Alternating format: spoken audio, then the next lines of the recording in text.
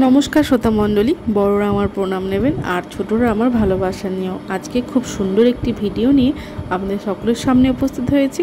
আশা করছি যে এই ভিডিওটি আপনাদের সকলেরই ভালো লাগবে। তো চলুন কথা না বাড়িয়ে ভিডিওটা শুরু করা যাক। আজ সেই দিন যেদিন আমাদের মা ভবতারিণীর পূজা করার জন্য আমাদের অতি প্রিয় দক্ষিণেশ্বরের কালীমার মন্দির স্থাপিত হয়েছিল। সব ভক্তদের জন্য আমি আজ এটাই শেয়ার করছি, কিছু ভুল থাকলে ক্ষমা করবেন। দক্ষিণেশ্বরের কিছু কথা। দক্ষিণেশ্বরের মা ভবতারিণীর মন্দির তৈরি হয়েছিল আজকের দিনে। জানবাজারের রানীমার প্রচেষ্টায় এই মন্দির তৈরি হয়েছিল। কোনো এক স্বপ্নাদেশে ওনাকে বলা হয়েছিল যে কোনো এক জায়গায় গঙ্গার পাড়ে এই মন্দির তৈরি করতে। রানী রাসমণি বেশ কিছু লোকজন নিয়ে কয়েকটা নৌকায় করে গঙ্গার পাড় জমি খুঁজতে লাগলেন।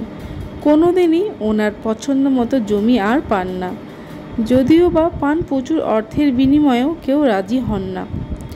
তখন দক্ষিণেশ্বর একেবারে গ্রাম ছিল, খুব অল্প লোকজনই সেখানে বাস করতেন। সেখানেও অনেক চেষ্টার পর তিনি জমি পান। প্রায় জঙ্গলই ছিল তখন। মোটামুটি 4.5 বিঘা জমি নেওয়া হলো।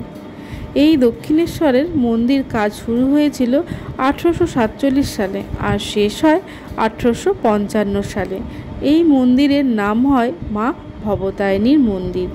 পুরো মন্দির তৈরি করতে খরচা হয়েছিল তখনকার দিনে 9,24,000 টাকা, মোটামুটি এখনকার দিনে 1.5 কোটিরও ওপরে। শুধু উদ্বোধনের দিনই কম বেশি 2 লাখের মতো। মন্দিরের উচ্চতা 100 ফুটের মতো। সারা দেশে প্রায় 1 লক্ষেরও বেশি ব্রাহ্মণ নিমন্ত্রণ রক্ষা করতে দক্ষিণেশ্বরে এসেছিলেন। এই মন্দিরের 9টি চূড়া আছে, উত্তরমুখী দরজা আছে। এখানে মঙ্গল আরতি হয় সূর্য ওঠার আগেই। আপনারা হয়তো জানেন যে এই মন্দিরে যে মূর্তি স্থাপিত হবে সেই মূর্তি রানীমা কিছুদিন আগেই তৈরি করে রেখেছিলেন, কিন্তু এত আগে যদি মূর্তির কিছু ক্ষতি না হয় সেই কারণে রানীমা অতি যত্নে সেই মূর্তি একটি বড় বাক্সের ভেতর ঢুকিয়ে একেবারে তালা লাগিয়ে দেন। কিছুদিন বাদে রানীমা স্বপ্নে আদেশ পান, বাক্সের ভেতরে তিনি আর কতদিন থাকবেন, উনি আর পারছেন না, প্রচণ্ড গরম লাগছে ওনার, আমাকে বার করে বাইরে নিয়ে আন।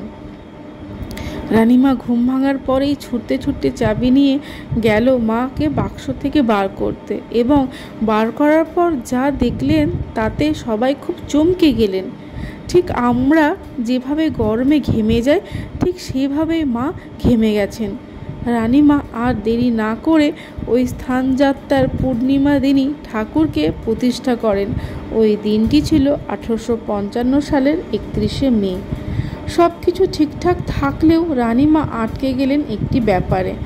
তখনকার দিনে কোনো শূদ্র জাতির অন্নভোগ দেবার অধিকার ছিল না, কিন্তু ঘটনাচক্রে আমাদের রানীমা ছিলেন জাতিতে শূদ্র।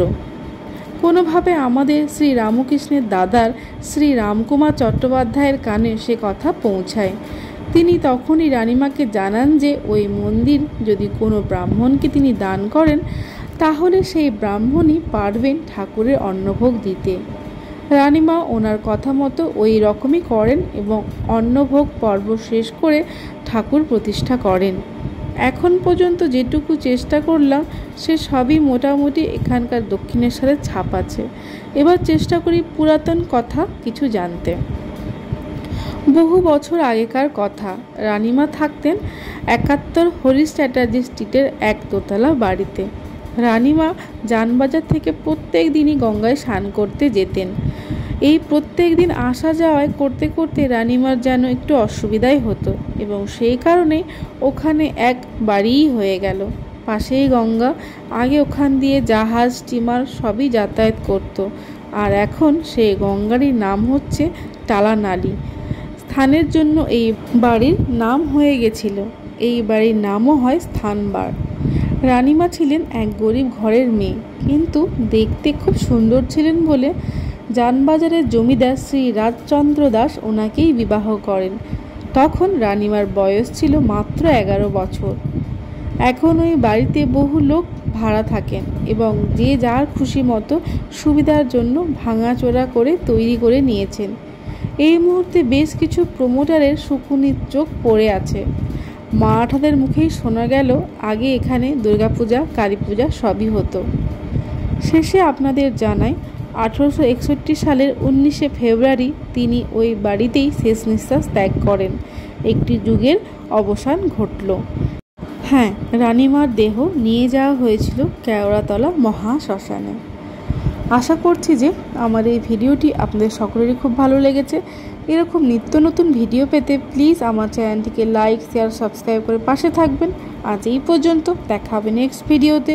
জয় ঠাকুর, জয় মা, জয় স্বামীজি।